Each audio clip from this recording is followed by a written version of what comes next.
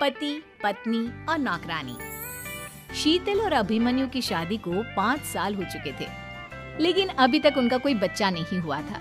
इसकी वजह से शीतल और अभिमन्यु परेशान रहते थे, लेकिन उन दोनों से ज्यादा परेशान थी शीतल की सास, यानी अभिमन्यु की माँ जानकी देवी। जानकी देवी चाहती थी कि जल्दी से जल्दी उनकी गोद में पोता या पोती आ जाए, और इसीलिए वो अपनी बहू शीतल को लेकर एक दिन है कि शीतल के अंदर माँ बनने की कैपेसिटी नहीं है।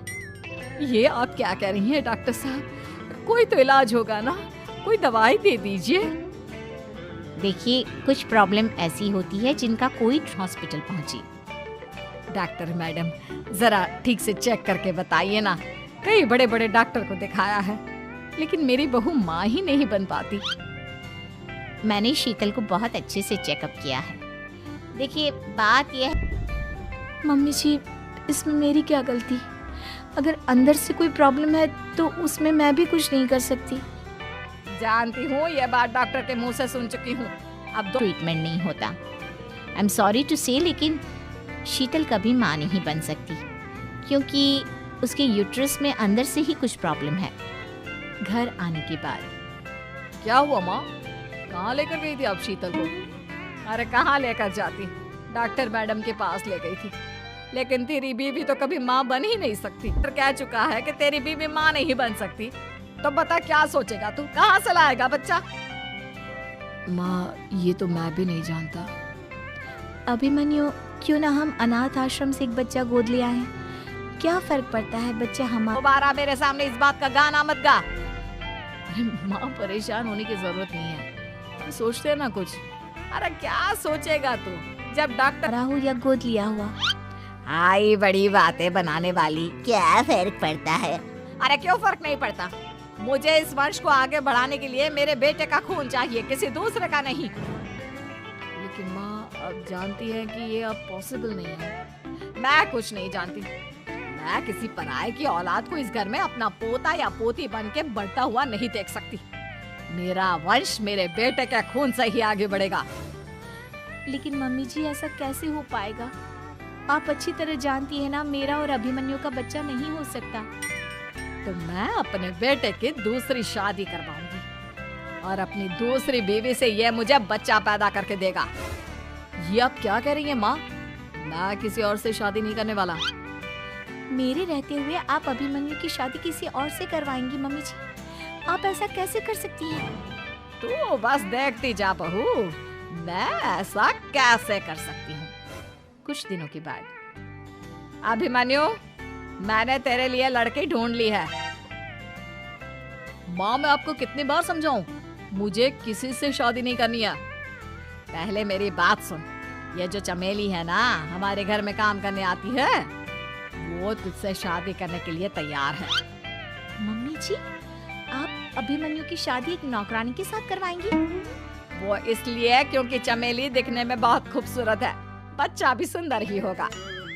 मम्मी जी, लेकिन एक बच्चे के लिए अपने बेटे की शादी नौकरानी के साथ करवाना, क्या ये सही है? अगर अभिमन्यु ने शादी नहीं की ना, तो मैं अपनी जान दे दूंगी।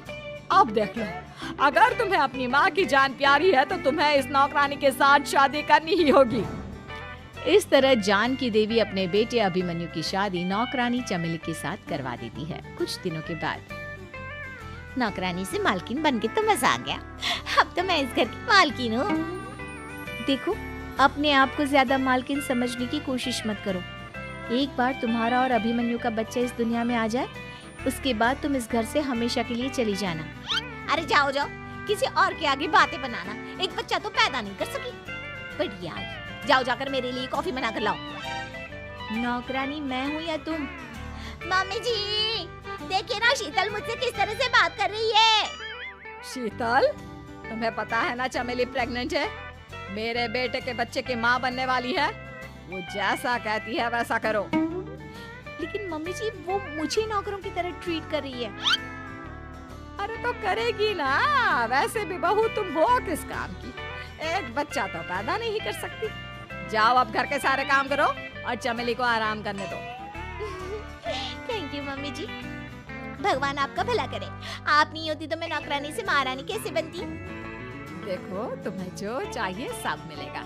खूब खाओ पियो मजे की जिंदगी जियो, लेकिन बस मुझे एक बच्चा पैदा करके दे दो। कुछ दिनों के बाद, मम्मी, बच्चे के लिए आपने मेरी शादी चमेली के साथ करवा तो दी, लेकिन दिन और रात का चैन मिट गया है। सारा दिन शीतल और चमेली की बहस चलती रहती है।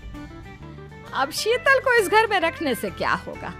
मैं तो कहती हूँ उसे घर से निकाल दो, है भी किस काम की। मैं ऐसा नहीं कर सकता माँ, वो मेरी पत्नी है, उससे बहुत प्यार करता हूँ मैं। तुम्हारी पत्नी चमेली है, चमेली, उससे प्यार करो। अरे तुम्हारे बच्चे को जन्म देने वाली है वो। अभिमन्यु, मैं खुद ही इस घर से चली जाती हूँ। वैसे भी अपने ही घर में नौकरों की तरह रहकर परेशान हो चुकी हूँ। घर की नौकरानी मेरे ऊपर हुक्म चलाती है, वो तुम्हारी पत्नी बन चुकी है। अब मेरा इस घर में क्या काम? अभिमन्यु के बार बार रोकने पर भी शीतल उस घर से चली जाती है।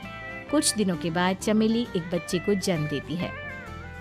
भगवान ने मेरी सुन ली, मेरे बेटे का घर भर गया, उसका अपना बच्चा इस दुनिया में आ गया। मम्मी जी, बच्चे को हाथ लगाने से पहले मेरी एक शर्त तो सुन लो। तुम कहना क्या चाहती हो चमेली? आपकी मम्मी को बहुत शौक था ना अपने पोते को खिलाने का। अब देखो, इस दुनिया में हर चीज की कोई ना कोई कीमत तो होती है। तुम अपनी आधी प्रॉपर्टी मेरे नाम कर दो, बच्चा तुम्हारे नाम। अरे लेकिन मैंने अपने बेटे से तुम्हारी शादी करवाई है, अब ये सौदेबाजी कहाँ से आ गई? जो औरत अपनी बहू को घर से निकाल कर एक नौकरानी के साथ अपने बेटे की शादी करवा दे, वो तो सौदेबाजी कर ही सकती है ना। उसका कैसे भरोसा कर सकते हैं? मुझे बस आप लोगों की प्रॉपर्टी चाहिए, उसके बाद ही बच्चे को आप हाथ लगा सकते हैं। मैंने कहा था ना मम्मी, आप गलत कर रही हैं। देखिए, उसका नतीजा आपके सामने है। जब शीतल को पता चलता है कि अभिमन्यु और